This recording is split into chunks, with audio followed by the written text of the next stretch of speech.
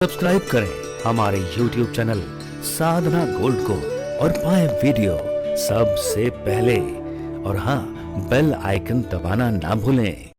कि हम गुरुद्वारे से आते हैं या मंदिर से आते हैं तो वहाँ जो भोग मिलता है, मंदिर का मतलब वहाँ दुर्गा जी का मंदिर, हनुमान जी का मंदिर, शनि का मंदिर, चाहे लक्ष्मी नारायण का, चाहे राधा कृष्ण का, जो मंदिर में प्रसाद मिलता है और गुरुद्वारे से जो प्रसाद मिलता है, क्या हम उसको ले तो गुरु आज्ञा का उल्लंघन। गुरु जी ने कहा था बिना भोग लगाए नहीं खाना।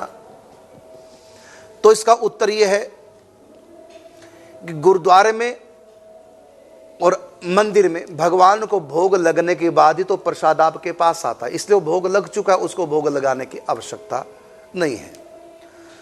और दूसरी बात है, यदि देवता का मंदिर है, भगवान का मंदिर है, तो भगवान को तो भोग लगे, आप ले सकते हैं।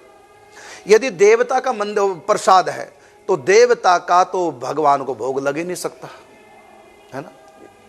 शनि का मंदिर है तो वहां से कोई प्रसाद दे रहा है तो आप ले तो सकते हैं, लेकिन खाना नहीं, क्योंकि भोग लगाए बिना खाना नहीं। ये भी एक नियम गुरु ने दिया कि बिना ठाकुर जी को भोग लगाए खाना नहीं। अब उसका आप भोग नहीं लगा सकते, शनि का झूठा कैसे ठाकुर जी को भोग लगाएंगे, और बिना भोग लगाए आप खा नहीं सकते। इसलिए आप शनि जी का प्रसाद ले लो, लेकिन किसी को दे दो, नहीं तो कुत्ते को खिला दो। काला कुत्ते को खिलाया हुआ शनि को ही माना जाता है। तो आप चींटियों को डाल दो, कहीं भी डाल दो, पक्षी खा लेंगे, या किसी और को दे दो जो ले लेता है, लेकिन आप नहीं खाएंगे यदि आपने व्रत ले रखा है तो। ये 5 प्रकार के व्रत, उसमें एक व्रत ये भी है कि तुम ही निवेदित भोजन कर ही। यदि ये नियम आपने ले रखा कि बिना भोग लगाए नहीं खाना, तो आप शनि का प्रसाद नहीं लेंगे। हनुमान जी का ले सकते हैं। कैसे? क्योंकि हनुमान जी क्या करते हैं, जब भी हनुमान जी के आगे कोई अमनिया रखता है तो हनुमान जी बिना राम का भोग लगाए खाते नहीं। इसलिए वो भोग आपने जो हनुमान जी को लगाया, वो हनुमान जी ने क्या किया, राम जी को अर्पण कर दिया, फिर राम जी का प्रसाद लिया, वो आपके लिए भी आ गया। इसलिए यदि हनुमान जी का प्रसाद है तो समझो आपने भगवान का प्रसाद लिया।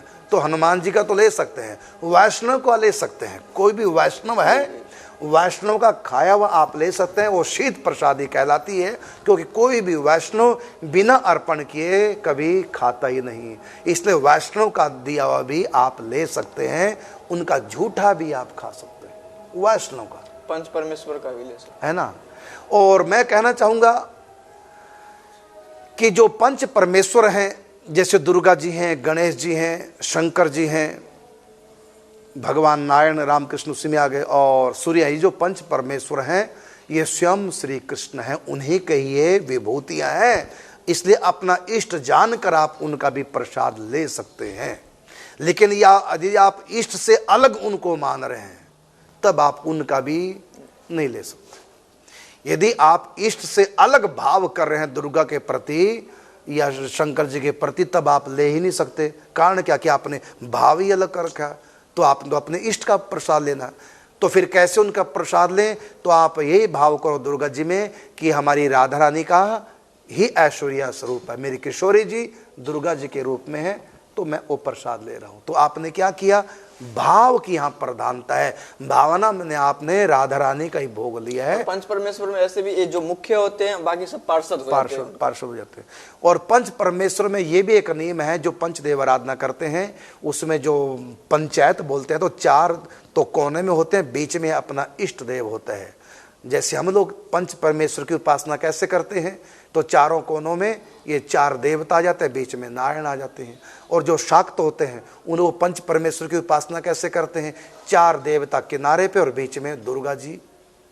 और जो गणपति संप्रदाय के हैं वो 4 देवों को चारों किनारों पे, बीच में गणेश जी को, तो उनके मुख्य गणेश जी होते हैं। और हम लोग नारायण को, तो ये पंच परमेश्वर हैं, सूर्य, शंकर जी, भगवान नारायण, गणेश जी और दुर्गा जी, ये पंच परमेश्वर हैं, 5 ही परमात्मा है। पार्षद बिना भोग लगाए प्रसाद पाते ही नहीं है। और अब हमको क्या करना है अनन्यता के लिए, कि अपने इष्ट को बीच में, और बाकी 4 उनके वो वैष्णव माने गए। जैसे बीच में विष्णु ले लिए, चारों तरफ 4 देवता, उन चारों को हम क्या मानेंगे, वैष्णव। और जो शंकर जी भगतों क्या करें, चारों को ले लो, 4 किनारे पे, बीच में शंकर जी हैं, तो उस समय आप क्या उन चारों के प्रति भाव करेंगे, चारों हैं शैव। समझ गए कि नहीं बात को? हाँ, ये सब के लिए पंच परमेश्वर की आराधना है। तो हम लोग है वैष्णव, तो हम लोग क्या करें, पंच परमेश्वर की कैसी उपासना करें, तो अपना इष्ट नारायण अर्थात रामकृष्ण की बात है। तो जो और रूप हैं 4 पंच परमेश्वर के, जिसमें दुर्गा जी हैं, गणेश जी हैं, शंकर जी हैं और सूर्य हैं, ये चारों रूपों को हम क्या माने, इनको माने वैष्णव। इसलिए वैष्णव का भी हम भोग ले सकते हैं, वैष्णव का भी ले सकते हैं और भगवान का भी ले सकते हैं, इससे अनन्यता खंडित नहीं होती। लेकिन अब अपने इष्ट से अलग और उनको वैष्णव भी नहीं मानते, जैसे कहा शंकर जी के बारे में, वैष्णव नाम यथा शंभु, शंकर जी को हम लोग वैष्णव मानते हैं, दुर्गा जी को हम वैष्णव मानते हैं। वैष्णव का मतलब वैष्णवी भी कहते हैं, वैष्णव भी कहते हैं, है ना। तो ये तो वैष्णव मान के उनका आप प्रसाद ले सकते हैं, तो कोई दोष नहीं। लेकिन यदि आप अपने इष्ट से अलग मानेंगे इन चारों को, तो फिर आप उनका प्रसाद नहीं ले सकते। अगर ले लिया तो आप कहा अनन्यता खंडित हो जाएगी। जैसे गोपियां अनन्य भक्त हैं श्री कृष्ण की, वो किसी और को नहीं मानती, लेकिन कात्यायनी देवी की उपासना करती है। उनकी अनन्यता इसलिए खंडित नहीं हुई क्योंकि श्री कृष्ण के लिए कर रही है, इसलिए अनन्य भक्ति। तो अनन्य भक्ति से ही भगवान मिलते हैं। प्रेम उपासना में चित्त एक ही जगह रहना चाहिए, 2 जगह नहीं। इष्ट 2 हो ही नहीं सकते, एक इष्ट होता है।